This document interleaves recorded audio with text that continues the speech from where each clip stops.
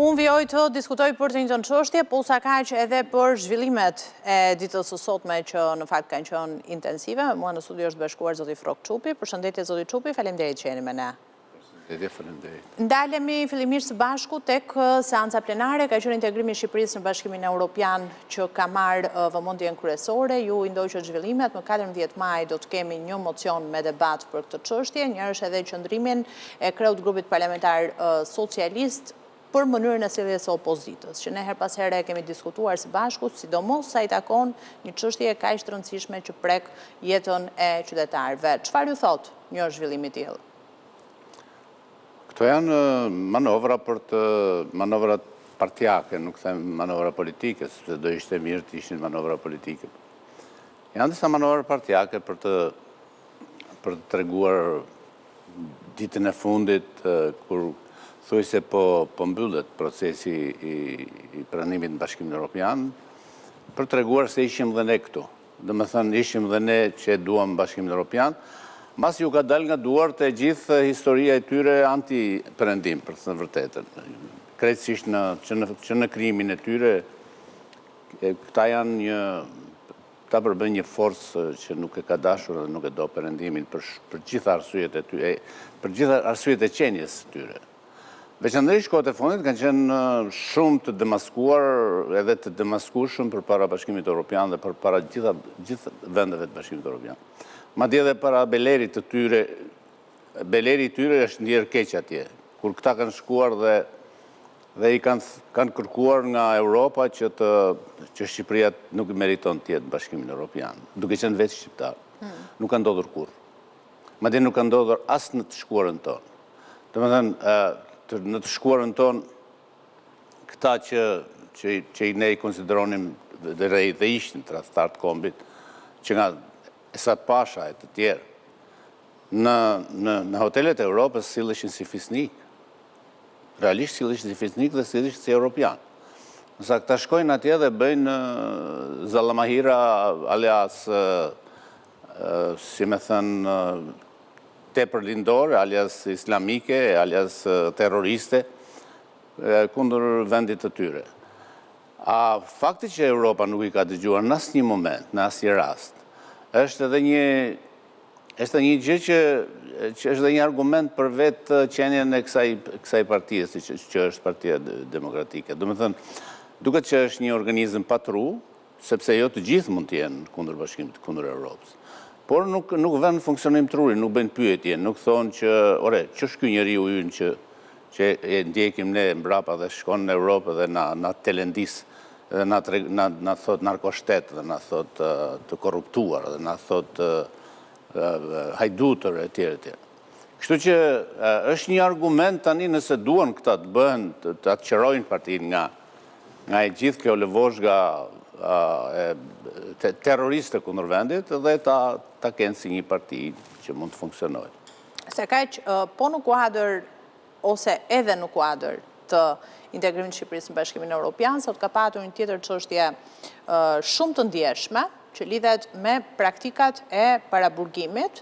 Ne raportuam pak çaste më parë, tani më mbledhja ka përfunduar dhe gjyqtarët janë tërhequr për vendim, kanë parasysh mbledhjen e kolegjeve të gjykatës së lartë që duan të rishikojnë atë praktikën e masës arrest me burg, që jepet e para në vendin tonë edhe është parë nga shumë raporte që kanë qenë edhe nga institucionet ndërkombëtare.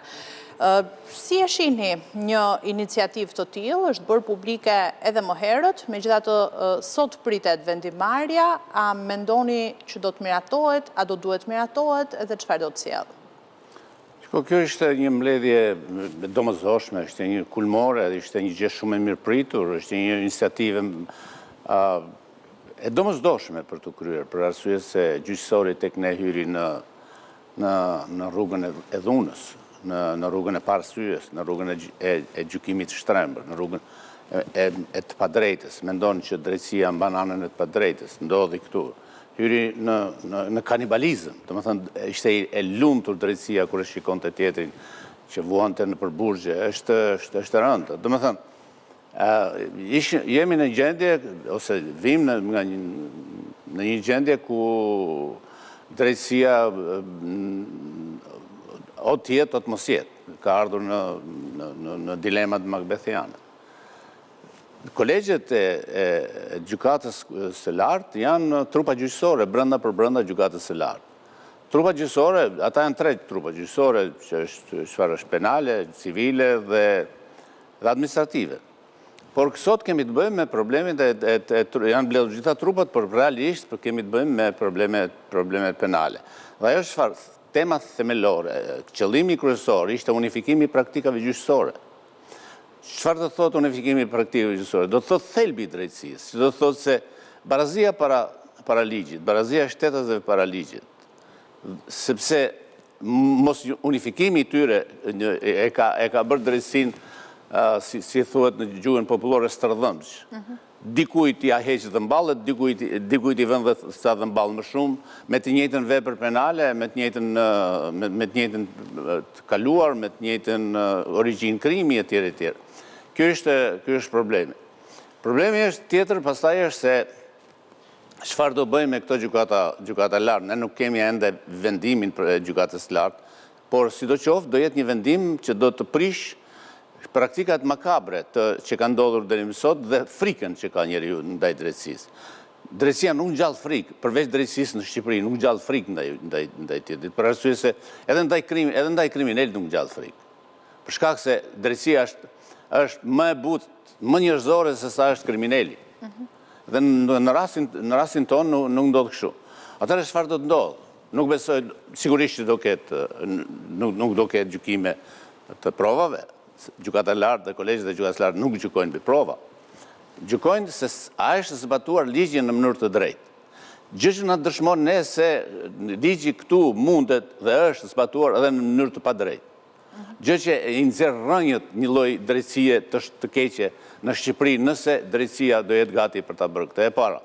E dyta është se masat e sigurisë gjyqësore janë përcaktuar dhe siç e kemi vënë re, janë përcaktuar nga prokurorët, nuk kanë lidhje me gjykatat, për fat keq. Pse ka ndodhur kjo? Edhe nga prokurorët përcaktohen për shkak më shumti për shkaqe emocionale. Keni parasysh faktin që gjykata i lë gjithmonë fuqi?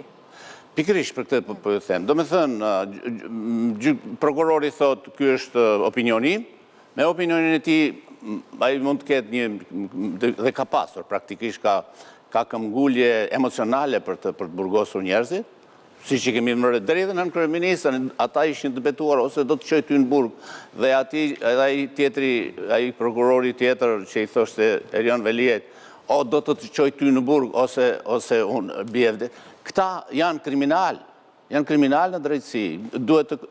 Ne duhet kemi parasysh çfarë do bëj gjykata e lartë me këtë sjellje. A do gjykohen prokurorët dhe gjyqtarët apo nuk do gjykohen? E para, problemi tjetër është se këta janë imponuar gjykatës edhe për një arsye tjetër që është e politikës dhe e reformbërësit në drejtësi, pasi e kanë lënë të disbalancuar gjykatën me prokurori. Prokuroria e merr zvarr gjykatën, të paktën në trupat speciale. Njëhet prokuroria dhe gjykata është tmerrsisht e frustruar për të mos i thënë servile ndaj prokurorit. Mendon se çfarë deformimi ka.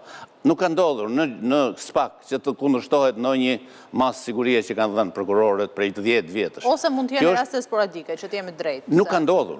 Nuk ka ndodhur. Edhe ato që kanë ndodhur për shkak se dikush nga ata që ka ndodhur në mënyrë shumë klienteliste, për arsye se Saliu ka pas sa para më shumë se tjetrit, etj.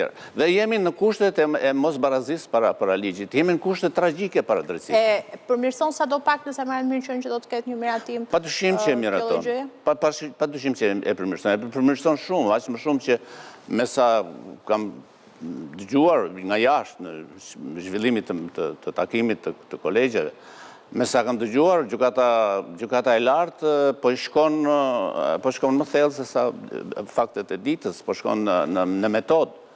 Po shkon në metodën se si zbatohet ligji. Dhe nëse me siguri atje ka gjetur gjykata e lartë, me siguri ka gjetur element, të paktën 2 element të shumë të rëndësishme. Para ka mos përputhje ligje, sepse ligjet tona janë pa unifikuara. Është tragjike. Ligjet tona pa unifikuar dhe prodhojnë praktikat pa unifikuar. edhe ashtu do të thotë dhe si po t'jenë të ndershëm ata, kështu është historia. Pastaj vim të pjesa tjetër që janë krijuar mos përputhje të tmerrshme me praktikat, dhe gjykata e lartë me siguri në këtë rast do të vendos modelet e veta si precedent, po e konsiderojmë si precedent që nuk mund të shkelen më. Gjykata e lartë në një farë mënyrë krijon ligje. Sot ka krijuar ligje për praktikat gjyqësore, po e themi ligjin në thonjza, se nuk është ai injeti i parlament, ka krijuar ligje për gjyqtarët dhe prokurorët, me qëllim që të mos ndëshkohet, mos bëhet më kjo gjë. Kthehemi dhe njerë, se nuk e zjas, kthehemi dhe njerë të ajo çfarë kemi diskutuar kaq gjatë në përstudje, kaq parlamente, kaq gjëra të pafundme, tek fakti që a mund të përmirësohet drejtësia. Ja, përmirësohet drejtësia. Po se përmirësove drejtësinë, një kom që nuk përmirëson drejtësinë, bëhet sklavi i asaj që quhet drejtësi. Unë ju falenderoj shumë, zotë Çupi. Faleminderit që ishit me ne, faleminderit për analizën që nda drejt për drejt.